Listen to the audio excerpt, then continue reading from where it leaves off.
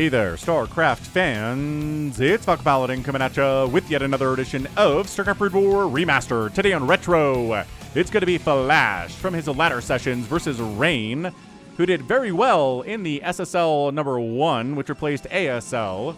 He made it to the quarterfinals, man. So he is on top of his game. So top right, it's going to be Rain. He is our orange Protoss player. And on the bottom left, it's a white Terran. It is Flash. Speaking of Flash, he's back, man. He is back. He is ready to go. He apologized for whatever heck the crypto scam thing was going on that he was involved in. I do not care. I just want to see Flash play StarCraft in SSL 2. If he doesn't try to qualify, I'm going to be very, very upset. I just feel like tournaments are better when Flash is in there, right? You agree with me, don't you? Okay, so a PvT here on Retro. Giant base here. Giant, huge main base. Got ourselves a third base here. We've got a natural, maybe another third base, and then it's mirrored all the way around. Not as many places to expand as Fighting Spirit, but that's okay. Not all maps need to be Fighting Spirit. That is certainly the case. And yeah, hit that like button if you're excited to see a PvT featuring Rain, SSL 1 quarterfinalist, and Flash. I think this will be a good one. Right? How does he stack up against people that did well in SSL Season 1? That's what I'm curious to see here. So this should be a good one. A great, great, great map for Flash. And yeah, I didn't want to make a whole video detailing the fact that he's back. I mean, I think plenty of other content creators have done that. Because I really don't have anything to say other than I'm glad he's back and I hope he plays in SSL 2. That's it. So... Great guy, Flash. Incredibly strong. He was number 1 on ladder recently, so I mean, he's in shape. He's in shape. He's ready to go. He's tip-top. I don't see how he would fail to qualify. Honestly, if he fails to qualify, I'm willing to, like, eat my hat, because that would make no sense to me at all. I know the qualification process is a lot of, like, best of ones, and, like, a tricky build can kind of throw you for a loop. But still, I feel pretty good about it. Pretty good about it indeed. Okay, one base Cybercore here from Rain. Got that gas coming up. We saw that. Gonna go one racks expand a Rooney. And SimCitying our supply depot and our racks in case Zealots show up because, hey, that's gonna happen too. Likely Zealots will show up. Not a guarantee. Plus, you're in cross-spawn positions too. No Zealots. Just a Dragoon. And having this little SimCity doesn't help against Dragoons, but it helps against Zealots. And Flash has not scouted the Protoss yet. He went top left and he now is going bottom right and there's nobody there. Tragically for him. So no information, but going for a 1-racks expand. Probably going to throw up a bunker here just for safety purposes because your gas is not done yet. And if it's a 1-base singularity charge Dragoon pressure opening, which it is, from Rain, you're going to want that bunker, friend Daruni. Alright, so we begin our journey across the map with the Dragoon. And while it's journeying, again, thanks for supporting the channel. While Falcon is unemployed especially. Thanks for being here. I really appreciate it. And be aware I'm live streaming 6 times a week. Not just the Sunday stream anymore. I'm available on Monday, Tuesday, Wednesday, Thursday, and Friday for 4-hour increments. Monday, Wednesday, and Friday are going to be America and South America friendly times when people get off work in those places. There's the expansion. And then Sunday, Tuesday, Thursday are going to be earlier times in America, but more towards the evening time in Europe. So mark your calendars for that. If you're in Europe or, I don't know, Asia somewhere, maybe if you're in Africa watching StarCraft, I'm not sure how many of you there are, but mark the calendar for Sunday, Tuesday, and Thursday for Falcon Paladin Brood War streams here and on Twitch at twitch.tv/FalconPaladin.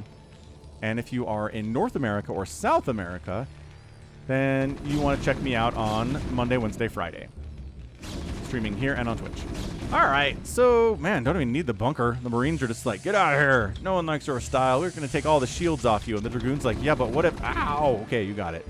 You're the boss, guys. Singularity charge is finishing up here momentarily. Look at the positioning here by Rain. Rain's like, I know. Rain probably knows this is Flash, right? This is the Smurf name he's been using a lot. And depending on when this was played, Rain probably knows this is Flash.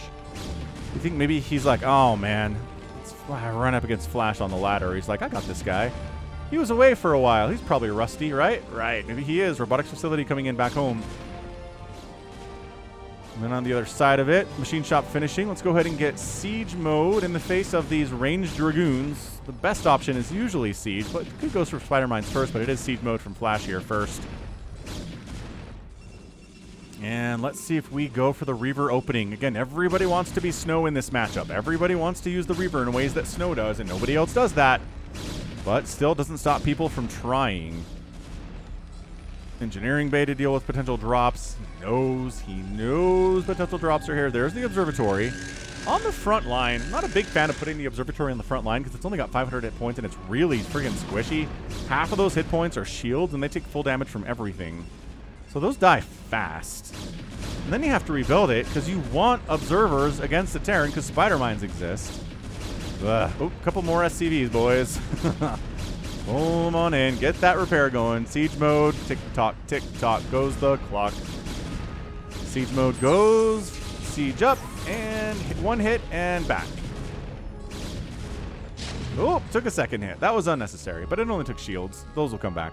It's fine. Third Nexus coming in on the right side. Pretty solid macro opening from the Protoss. Gateway manning it pretty hard here. And we will see how many bases Flash is going to go to. Is he going to try for a 2-base timing attack? Is he going to go for 3 bases, get those upgrades really rolling, get a huge unstoppable maxed out tank army pushing across the map here and see how Rain can handle it? These are the options available to both players, and it's, pretty much in their court. You're going to get a carrier transition in this game. I don't know. If you like carriers, there is a game coming up soon that involves the carrier in a PvT. It's pretty fun. It's Speed versus Ruin on Minstrel. The first time I've ever cast a game on that map. So you like PvT and you're like, why don't we ever see carriers? Well, there's one coming up soon. Don't worry about that.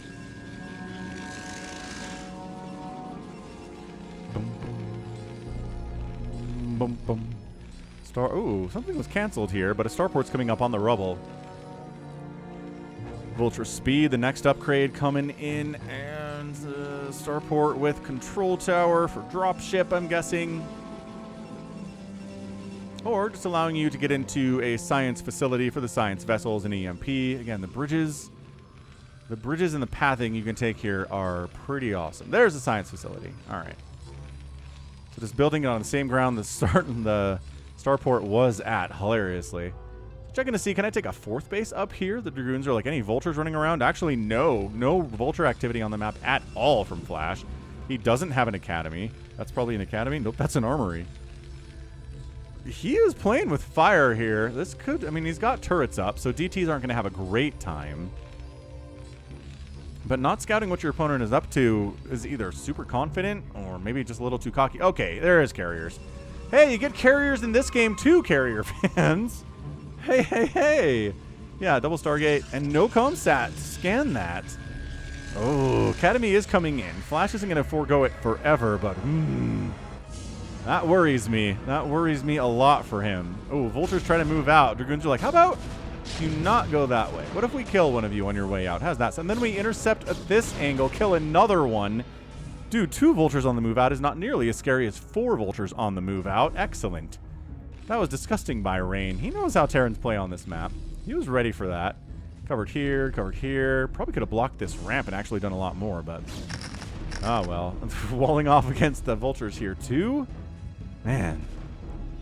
Spider mines causing issues, but we've got ranged dragoons and observers. We're just fine. Carrier production coming in here at about 850. Comsats are under construction now.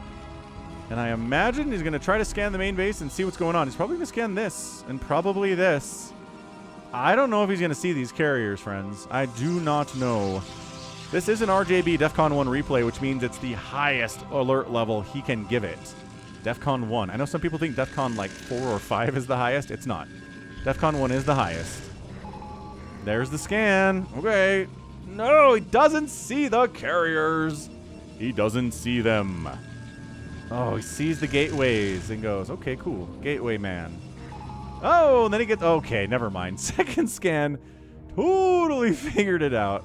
He knows now. He knows what he's up against. The vultures are like, oh, our times are drawing short now. Let's get a 3rd base. Production tab says Carol boost, maybe? You have the money for it. No, just still tanks and vultures, huh? Okay. Well, he certainly scanned it, but I guess he figures that carriers take 47 years to build, and he's got a minute before they show up, so he's not going to work on upgrades or Goliaths quite yet. But, like, honestly, one of those machine shops should be working on it. Dude just fired up another round of tanks and stuff. What is he trying to do? Look, I know it's hybrid. It's not mass carrier like we used to see back in 2008. That's gone. This is hybrid carrier stuff. So there are going to be lots of zealots to kill, and there's going to be lots... There we go. 3 Stargates. There's going to be lots of Dragoons to kill. And so Goliaths, you know, don't have a great time with that. There's the Charon boost. And the Goliath production has officially begun. Excellent. Citadel of Adun coming in from the Protoss. Get them Zealot legs on out. Maybe get a little Storm, too, while we're at it. 4th base is coming up at the 12 o'clock position here on Retro. And here come the carriers.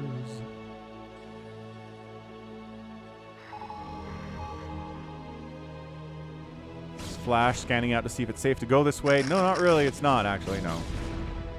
Spider mines immediately get cleared out. That's got to be frustrating as a Terran. You're like, I just spent a bunch of APM laying those spider mines, and then you're telling me they're gone immediately? Boo. Ooh, expanding up this way, too.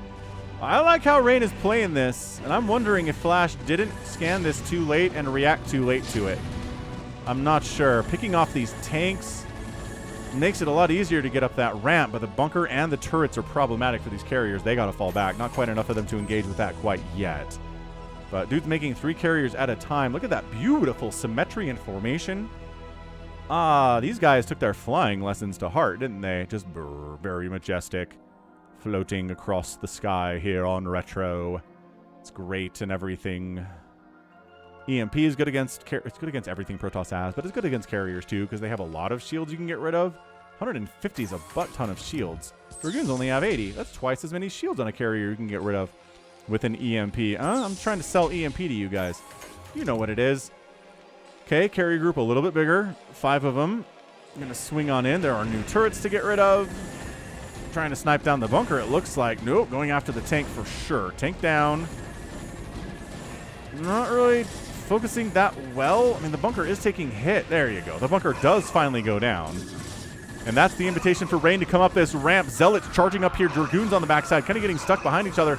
Carrier trying to just help out, but there are 6 turrets here.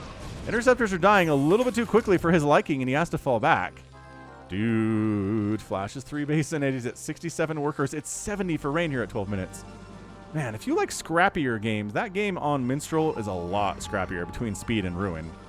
That is neither player getting over 100 to play, I think, the entire game, which is... It's scraptastic. Let's just say that. All right. Dragoons, carriers, zealots against siege tanks, vultures, and Goliaths. A little bit of science vessel here, too. Goliath trying to get some body shots off. Carriers don't really have anywhere to fall back to. Decide to just fall back entirely. You can kind of hide here, right? And then, ta-da! Popping out this way, trying to pick off each of these individual turrets. Also killing that one siege tank would be nice. Yes, excellent. Excellent control here by Rain. Zealots, Dragoons, firing away big time. Are there enough? I do not know if there's enough to get up this ramp. Again, the supply depot wall is holding really nicely for Flash. Rain doesn't want to overextend. He's just trying to keep the pressure on so he can actually saturate these bases and be up 2 bases against Flash. That feels better. EMP is finally getting researched, working on further air weapons. Got the blue working on 3 after the 2's already done. Flash is working on vehicle weapons. Like I said, EMP's on the way. A shield upgrade coming in from the Protoss, which if you're going hybrid sky and ground toss, shield upgrades apply to everybody here, so that's a good reason to get them. If you're just ground toss, if you're just gateway man, it's not necessarily great to go for shields unless you have a ton of cash and you're maxed out and it's like 25 minutes into the game. Which, you know, isn't that common. All right, big engagement here, folks. Dragoons on the left side, tanks sieging up. Goliath's trying to get body shots on those carriers. They're diving deep in, honestly, but not taking many body shots at all. Dragoons continuing to win on the right side. Still a ton of siege tanks here, and yeah, way too many tanks. Gotta back it out. Got to back it out big time.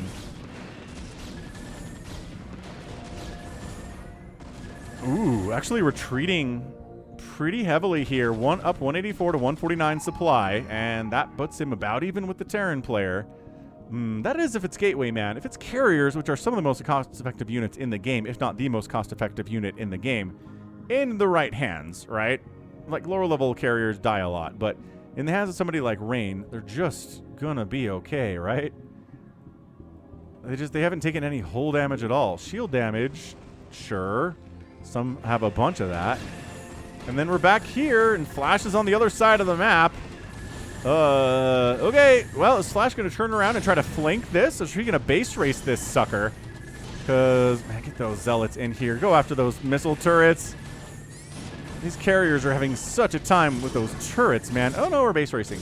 Cool. So Flash sets up, goes across to the natural base, tries to wipe things out. These High Templar do not have Storm yet.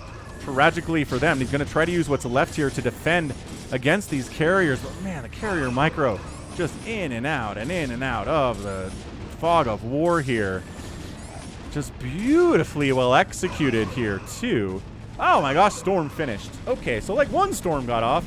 Maybe two. I don't know. Probe's getting massacred. They say never base race a Terran. But we've got carriers, and we have way more bases than Flash does. So I'm not sure this is the right move from Flash, but also he's not sure he can kill this carrier ball. So going to come back home and deal with this. The man has a 10 carrier ball with +2 attack. Dude, if +3 finishes, that'd be pretty good. It's close. But I would honestly target fire that cybernetics core. Nope, going after probes. Okay, getting the guaranteed damage. I get it. I understand it. That +3 air weapons is probably going to finish anyway. These guys, some are killing that command center. Some are moving in the natural base, trying to pick off reinforcements that are coming, by the way. That are here, by the way. All right, Goliath fighting. Where's that +3 attack, says Rain. I started it a while ago. You sure did. This looks like a loss for Flash, man. He just does not have the Goliath to handle this many carriers. The micro is so good. Oh, maybe one will die. One carrier died today. That's the first one, and that's it. GG. Flash taps out. His base race dreams are reduced to rubble because he can't handle the carriers coming back home to deal with this, and the Protoss has a bajillion bases across the entire map. Right? I mean, this is Flash on 2 bases. He still has the natural, and he's trying to get a third. Oh, actually, he has a third base. So he's on 3 bases, but it's 1, 2, 3, 4 bases for the Protoss. Plus, his entire army is going to get wiped out over here because he can't kill all of the carriers with the Goliath he's got. The tanks are going to die. Everything down here is going to die. He's going to have to start over from scratch, and that totally sucks. Dude, this OBS placement, too, though. Just seeing exactly what is being produced. Oh, just exactly what is being produced, man. Amazing. Like, just a great game there from Rain. And so, I don't know. Like, what does this say about Flash? Maybe he's not quite ready? I think he's not quite ready for SSL 2. I think he totally is. I think he absolutely is ready for it because he's Flash. And just because you lost one game against somebody like Rain doesn't mean you're going to lose all of them. But yeah, it hurts. And this Observer is MVP of the game. Maybe not. The carrier is probably the MVP of the game. And I like the patience that Rain displayed here too, right? He went after this third base 3 or 4 times. Then finally he goes for it. I mean, it really helped that Flash kind of let him have it and moved across the map and was going to try to kill his other stuff instead of defend the third. But it was nice. He got up there eventually. Didn't overextend. Didn't lose any carriers there. Just kind of keeping the carriers active. Not really letting them hold still, which is kind of the same thing you do with Mutalisks, right? These flying units, not really intended to hold still. Corsairs, Wraiths, Guardians, I guess, kind of. Maybe not Guardians. But, yeah, good stuff. Yeah, these guys came up, saw there was a base here, getting hit by cannons. Maybe not paying as much attention to that as we probably should, but GG. GG. Rain gets the win against Flash. Again, Rain quarterfinalist for SSL 2. No sellout. 125,000, 106,000 points there in favor of Rain. 340 to 210 produced. Got outkilled, but yeah, by a lot there too. Structures raised 21 to 9 in favor of Rain, and it's an outspend of about 8,000 resources in 17 minutes. That's a lot. That is actually really big outspend. Those extra bases really helped a lot in that match for sure. So GG. What a fantastic showing. I mean, just great showing there from our guy Rain, and you got to take him seriously, I think, in SSL 2. Oof.